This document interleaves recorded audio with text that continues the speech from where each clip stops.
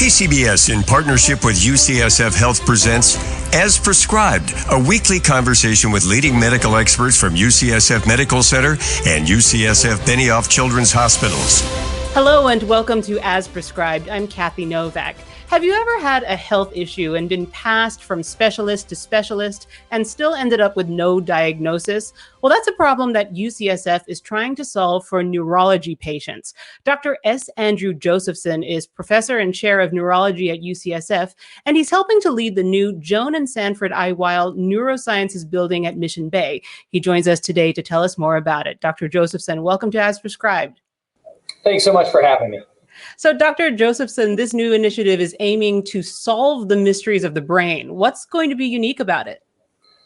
Well, what we've decided is that we really want to be very bold in our vision for this new building and this new clinic.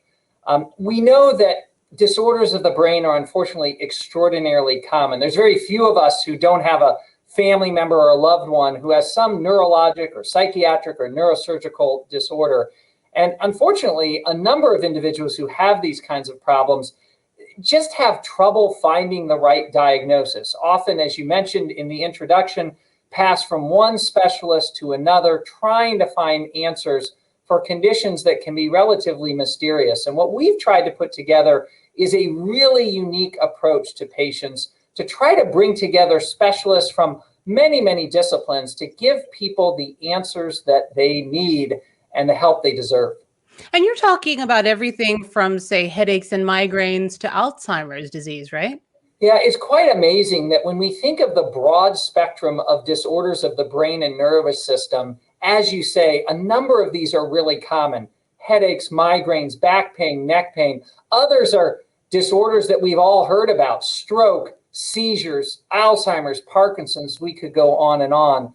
But there's a whole other category of diseases that are just difficult for people to get a hold of, difficult for the right diagnosis to be made. And we're talking about this entire spectrum of these illnesses. And in addition, the traditional approach is that neurologic diagnoses and psychiatric diagnoses, those are seen by different specialists in different clinics. And we know that all of these are conditions where the brain and nervous system are not functioning as well as they should, as well as they could. So we're trying to break down those traditional silos, if you will, and think of this as one set of diseases that affect the nervous system. How much of a shift is that? Is it another acknowledgement that mental health is really part of health? Yeah, I think it really is. We have to stop thinking of all of the stigma that goes with mental health, and our psychiatry department, led by Dr. Matt State and his colleagues, have really been some of the foremost folks in the country who are thinking about defining mental health as health, no different than any other disorder. And we think of these brain disorders as all, very similar. It's the same continuum despite these historical silos. And this, of course, is all happening with the backdrop of the pandemic. COVID threw a few more mysteries in there, brain fog, for example. Are these the sorts of things that you'll also be looking at? Absolutely. I think these are the kinds of conditions that are really difficult to define, to figure out what is the pathophysiology and how best to treat them. The building's very unique. And then in addition to having clinics throughout the building and a neuroinfusion center and MRIs and everything you need to give this comprehensive care, on the top floors of the building are a laboratory-based and a clinical-based research centers. And so what we're trying to do is to take the discoveries that occur on the top floors of the building and rapidly translate them so that we can get patients the diagnoses and the treatments they deserve. And these types of illnesses that you're describing, COVID being an example, is something that we're working on in our labs and hopefully can translate to great solutions for our patients. And if I stick to that COVID example and the brain fog, we speak to doctors and experts, ask, what do we know? And so often they say, well, this is new. This is something that we're still looking into. On the mysteries thrown up by COVID, is there more we know now than we did a year ago? Oh, I think there's no question there's a lot more than we know a year ago. I mean, interestingly, when the pandemic started, we in neurology took a deep breath and say, oh, good news. We've got this horrible pandemic, but it's not going to involve the brain. And then in about April of 2020, some papers came out that described that 1/3 of people who have COVID and are hospitalized will have some sort of neurologic or neuropsychiatric complication. And now we're learning about all these people who have these complications that last for many weeks or months or occasionally even longer.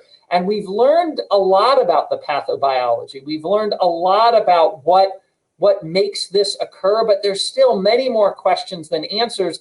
And getting precision there is really what's going to allow us to figure out how to help people with these conditions from COVID. And who are the patients that you are expecting to come through the doors? Do you have advice for people who may hear this and say, oh, that sounds familiar. I have had this persistent headache and no one can tell me what's wrong with me?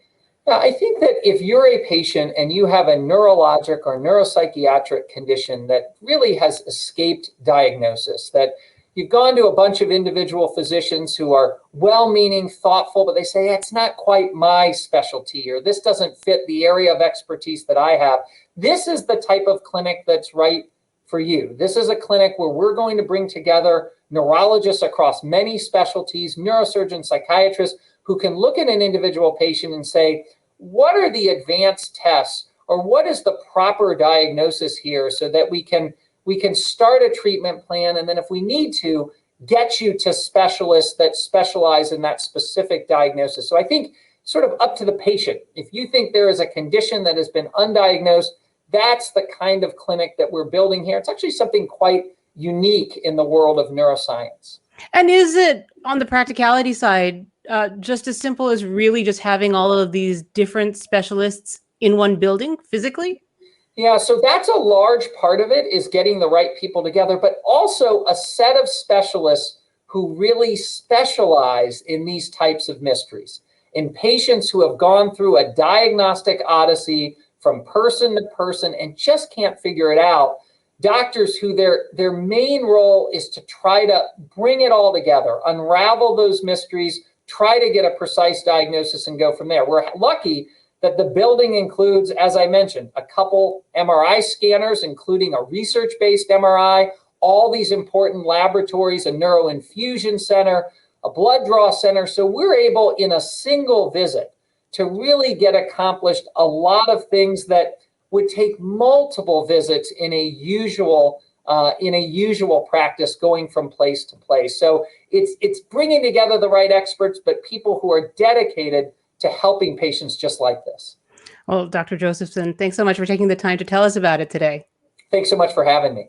Dr. S. Andrew Josephson is professor and chair of neurology at UCSF, and I'm Kathy Novak. Thanks so much for tuning into As Prescribed. As Prescribed, every Thursday at 1:30, right here on the Bay Area's news station, All News 106.9 and AM 740 KCBS, and streaming on the Odyssey app. The proceeding was sponsored by UCSF.